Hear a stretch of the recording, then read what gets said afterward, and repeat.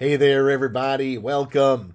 We are in a study called A Man After God's Own Heart, the life of David in the Bible. And we are at the point of David's life where things are starting to fall apart on him. He made some terribly unwise decisions in committing adultery with a woman who was another man's wife. Then he had that man killed to cover up the sin. And then God told him he was going to judge him for what he's done. Now he's seen a son sexually assault one of his daughters, then another son murder that son, and now that son, whose name is Absalom, is trying to take over the kingdom from his own father, David. So we started yesterday in 2 Samuel 15. We're going to continue it. We only covered the first 12 verses, and those verses told us how Absalom started to gain fellowship, gain attention, and gain the trust of some of the people. And he did it by stealing it away from his father. And we're going to see some loyalty displayed in this chapter today toward David that you'd think his son would have toward him, but does not. So 2 Samuel 15, we're going to pick it up in verse 13. If you can follow along and read with us, I encourage you to do so. So 2 Samuel 15, verse 13. Absalom is moving toward Jerusalem now, and here's David's response. There came a messenger to David, saying, "The hearts of the men of Israel are after Absalom," meaning their hearts are leaning toward Absalom and no longer toward David. And David said unto all his servants that were with him at Jerusalem, "Arise and let us flee." David's not going to fight his son. He's not going to take up arms against him, and he's not going to want to see him killed. He wants to try to let God handle this, and God does indeed handle it. And we're going to see David speak to that end throughout our text tonight. David said unto all his servants that were with him at Jerusalem, "Arise and let us flee, for we shall not else escape from Absalom. Make speed to depart, lest he overtake us suddenly, and bring evil upon us, and smite the city with the edge of the sword." So David knows what his son's capable of. If he'll kill his own brother, he'll also kill his own father and anyone else who gets in the way. And the king's servants said unto the king, "Behold, thy servants are ready to do whatsoever my lord the king shall appoint." That's loyalty right there. Absalom has stolen the hearts of some of the people away from David, but he has a good group that are still loyal to him. "King, you tell us what to do, we will do it." And the king went forth, and all his household after him, meaning he left Jerusalem, he's fleeing. And the king left 10 women, which were concubines, to keep the house. So 10 of David's concubines are left behind in Jerusalem at the palace to make sure that the house is protected and kept up while he's gone. He doesn't know how long he's going to be gone, so he does this. And the king went forth, and all the people after him, and tarried in a place that was far off. And all his servants passed on beside him, and all the Cherethites, and all the Pelethites, and all the Gittites, 600 men, which came after him from Gath, passed on before the king. So I trust that these are the same 600 men that followed David when he was running from Saul in his attack. You remember he started with 200. He adds 400 more for a total of 600. So these men are going with him. They've stayed with him through all of these years. And again, loyalty is what's happening here. They trust him, he trusts them. They watch out for each other. They don't do wrong by each other. Verse 19. Now we're going to start getting some individuals brought up here. The first one is Ittai, the Gittite. And these are going to be some principal players as we go through this story. So do your best to try to recall and remember what you are getting here. Then said the king to Ittai the Gittite, "Wherefore goest thou also with us? Return to thy place, and abide with the king. For thou art a stranger, and also an exile. Whereas thou camest but yesterday, Should I this day make thee go up and down with us? Seeing I go whither I may, return thou, and take back thy brethren. Mercy and truth be with thee. So this new guy, Ittai the Gittite, so he's not a Jew. He is he's a Gittite, and he is with David here. And David tells him, you just showed up in town yesterday. Why don't you go back where you came from? You don't need to follow us. And I'm not going to ask you to follow us. You don't owe me anything. Save yourself the trouble. We're having a civil war here going on in Jerusalem. Just go back where you came from. Mercy and truth be with you. You have my blessing as you go. And notice Ittai. And Ittai answered the king and said, As the Lord liveth, and as my lord the king liveth, surely in what place my lord the king shall be, whether in death or life, even there also will thy servant be. That's mind-blowing. And again, we're coming back to the subject of loyalty here. Ittai is going to be loyal to David. He's only been his king for a day, but he says, you're my king. And wherever you go, that's where I'm going to go. And whether you're alive or you're dead, or whether I'm alive or I'm dead, I will be where you are. And David said to Ittai, go and pass over. Meaning, go ahead, follow us. They're getting ready to cross the brook Kidron, you'll see in a second. And the Ittai the Gittite passed over, and all his men, and all the little ones that were with him. And all the country wept with a loud voice, and all the people passed over. The king also himself passed over the brook Kidron, and all the people passed over toward the way of the wilderness. So this is a terrible day. It's nothing new to David, though. I mean, I'm sure he had hoped that his days of fleeing were behind him. He ran from Saul all those years, but now here he is fleeing again as an older man, and not just from his father-in-law this time, but from his own flesh and blood, Absalom. But he has a good group of people with him, a loyal group of people who are going to be there for him, because he has been there for them.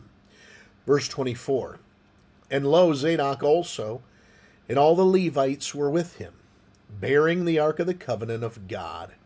And they set down the ark of God, and Abiathar went up, until all the people had done passing out of the city. And the king said unto Zadok, Carry back the ark of God into the city. If I shall find favor in the eyes of the Lord, he will bring me again, and show me both it and his habitation. But if he thus say, I have no delight in thee, behold, here am I. Let him do to me as seemeth good to him. So Zadok is the priest, and he's ordered some of the Levites to carry the Ark of the Covenant out of Jerusalem and with the king.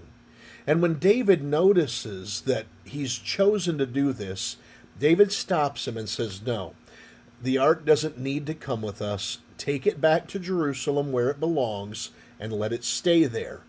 If God is on my side, I will come back to Jerusalem someday and I will see the city and the ark again. But if God is not on my side, then that's going to be that. God can handle me however he wants to. Notice his wording. Let him do to me as seemeth good unto him. Well, that's the ultimate in faith, isn't it? When you just come to God and you say, God, whatever you want, it's yours.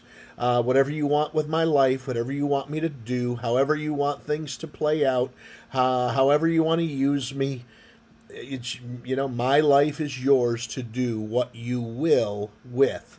And that's where David's heart is. So far, we've met Ittai, this new stranger who is following David out of the city, loyal to him. Now Zadok the priest, he's on David's side as well.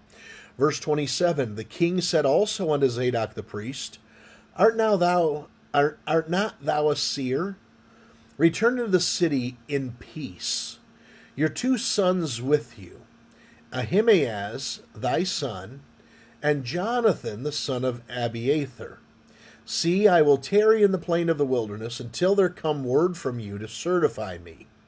Zadok, therefore, and Abiathar carried the ark of God again to Jerusalem, and they tarried there. So what David's telling Zadok to do, go back to Israel, go back to Jerusalem, and I want you to take Ahimaaz, that's your son, and take Abiathar, the son of Jonathan, go back to Jerusalem and just wait there. And I want you to send messages to me. Tell me what's going on. Tell me what's happening. And tell me when I can come home again. Verse 30, and David went up by the ascent of Mount Olivet and wept as he went up and had his head covered. And he went barefoot. And all the people that was with him covered every man his head. And they went up, weeping as they went up. So let's stop there before we get into the next individual. So we learn of Ittai, the Gittite. He's just a loyal man to David. Then we learn of Zadok, the priest. Then we learn of Ahimaaz and Abiathar. Those are the two young Levites who are going to work with Zadok and help David stay informed. But notice this dark day in David's life. His head is covered as a sign of mourning. He is weeping. All the people are weeping. He's having dark days. Look, everyone's life is just like this. We have great days. We have fair days. We have good days. We have okay days. We have terrible days. This is a terrible day for David. Sometimes we think, God, why do you let these things happen to me? You know, if you were to count up the number of good, great, and excellent days and compare them to the bad days, we hardly ever have any bad days. Almost all of our life is a good life. And so David here turns himself over to God. Whatever God wants to do with me, that's what he can do. Now let's bring up another individual that we learned about yesterday. And one told David, verse 31, saying, Ahithophel is among the conspirators with Absalom. And David said, O Lord, I pray thee, turn the counsel of Ahithophel into foolishness. Now this is going to come up in the next couple of chapters. Remember yesterday we talked about Absalom and how he brought Ahithophel over to his side. Ahithophel is the counselor of David. He advised David on what he should do. And so now Absalom is bringing Ahithophel in, and he's going to use Ahithophel as a double agent. He's going to tell David, or I'm sorry, he's going to tell Ahithophel to tell David to do something so that Absalom can then use it as a trap. And now David is praying and asking God to turn the counsel of Ahithophel into foolishness. And it came to pass that when David was come to the top of the mount where he worshipped God, behold, Hushai the Archite came to meet him with his coat rent and earth upon his head, unto whom David said, If thou passest on with me, then thou shalt be a burden unto me. But if thou wilt return to the city, and say unto Absalom, I will be thy servant, O king, as I have been thy father's servant hitherto, so will I now also be thy servant. Then mayest thou for me defeat the counsel of Ahithophel. So now we got another guy to keep track of, Hushai. All right, so let's go back to the beginning. We've got I lost it myself already. That's terrible, isn't it? We have Ittai, the Gittite, loyal guy. That's all we know about him so far. Ittai, so he's person number one.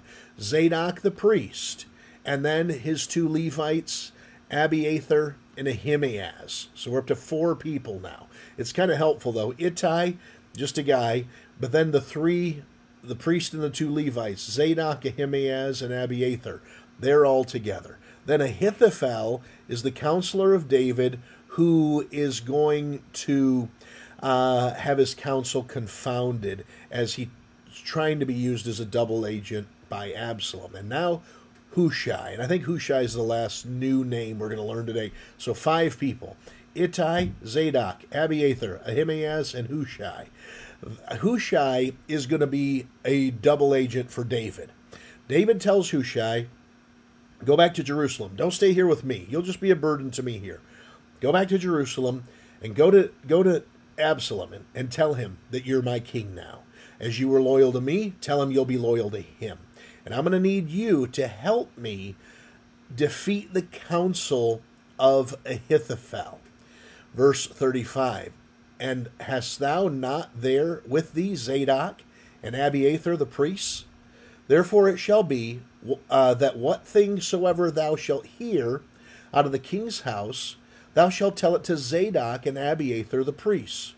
Behold, they have there with them their two sons, Ahimaaz, Zadok's son, and Jonathan, Abiathar's son. And by them ye shall send unto me everything that ye can hear. So David wants Hushai to get in close with Absalom and Ahithophel, learn what it is they're doing. And then he can tell Ahimaaz and Abiathar, the sons of Zadok and Jonathan, and then they can let David know what's going on. So Hushai, David's friend, came into the city, and Absalom came into Jerusalem. And so here we go. The plot is moving forward now. Absalom's coming into Jerusalem to overthrow his father's kingdom. David is fleeing the kingdom. He doesn't want to go to war, and he doesn't want his people hurt. Ahithophel was David's counselor that Absalom has now taken his heart. But when Absalom has one guy, David has Ittai, who so far doesn't have anything involved here. He has Zadok and Abiathar, and then he has Ahimaaz. He has Zadok and Jonathan, Ahimaaz and Abiathar, and now Hushai. So you have 5 guys that's going to help him understand how things are playing out here with Absalom in Jerusalem. And that's where we're going to leave it today. We're going to pick it up in chapter number 16 tomorrow, but that's where we are today, and everything is in full motion now. David said, whatever God wants to do, he can do with me. What do you think is going to happen? I don't know. Tune in tomorrow and find out. Thanks so much for watching. God bless you. Have a wonderful day.